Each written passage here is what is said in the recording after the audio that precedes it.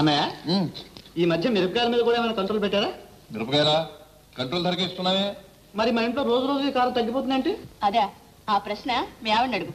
అవునండి, నేనే కావాలని తగ్గించాను. ఓహో, ఇది నీ పనా? హే లలిత, మిరపకాయలు ఉత్తనోడితో కరకరా తినే అంశం ఇది. ఈసారి ఇలా తగ్గించావా డిస్మిస్ చేస్తాను, జాగ్రత్త. అదిగో అందుకే ఆ కోపం తగ్గడానికే మిరపకాయలు తగ్గించి.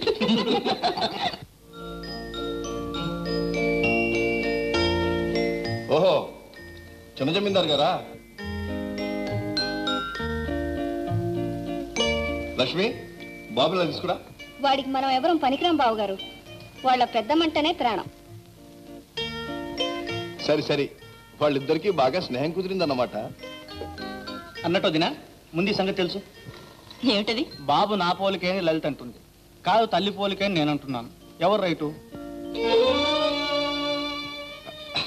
ఇందులో అనుమానం ఎందుకురా? బాబు అచ్చంగా తల్లి పోలికి. ఇప్పుడేమంటావు?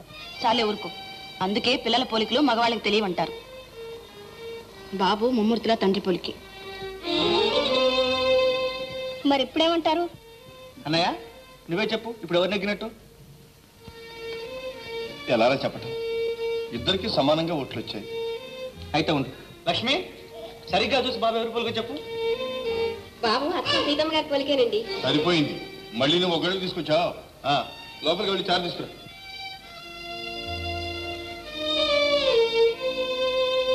భోంచేయి, పర్వాలేదు. బాబు ఎక్కడికి వెళ్ళడు.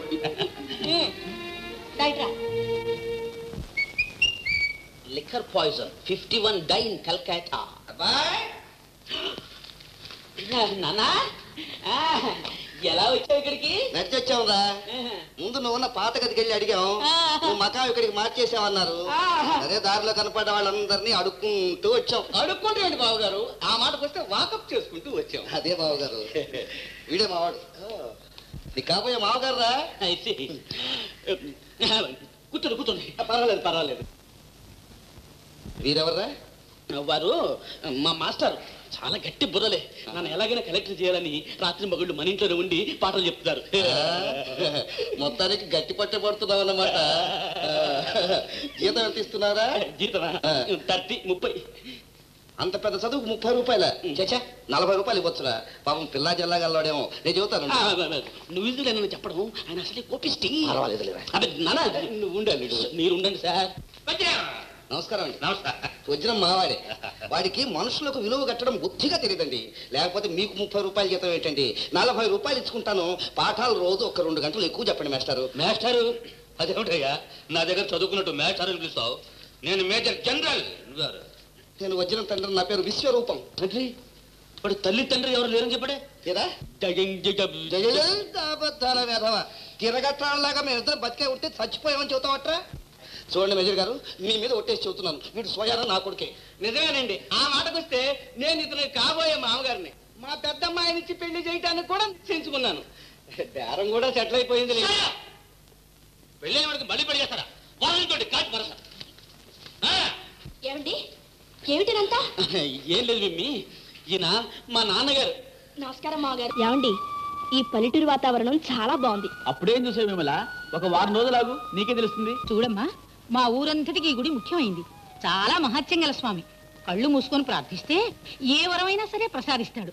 కుటుంబ నియంత్రణ కూడా తెలియదు స్వామికి. ఏ వరమైనా కోరుకో. చాలేండి.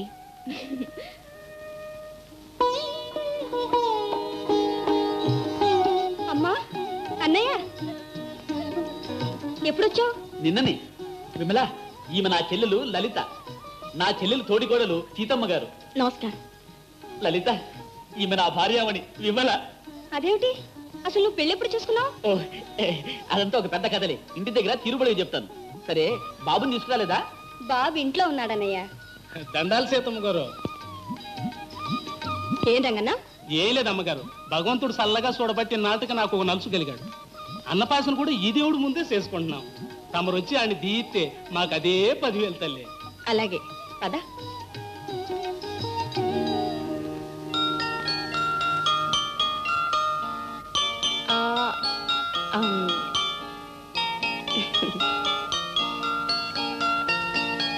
అబ్బాయికి అవన్నీ కొనిపెట్టు. అట్టగేనమ్మా.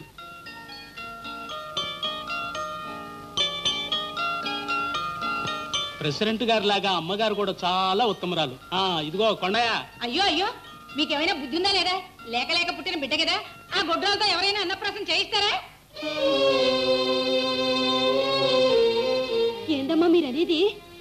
కొడుకుని కరంగానే సరే, మంచి చెడ్డ ఆలోచించక్కర్లే. అమ్మా ఏమిటి అనవసరమైన మాటలు? దిక్కుమాల జాతకురాలు కాబట్టి పుట్టిన బిడ్డను పొట్టను పెట్టుకుంది. అక్క బాధపడకక్క, వెళదాం పద. విమల, అది మా అమ్మకు పుట్టుకతోనే వచ్చిన బుద్ధి. మనం ఇక్కడ ఉండొద్దు, రాపోదాం.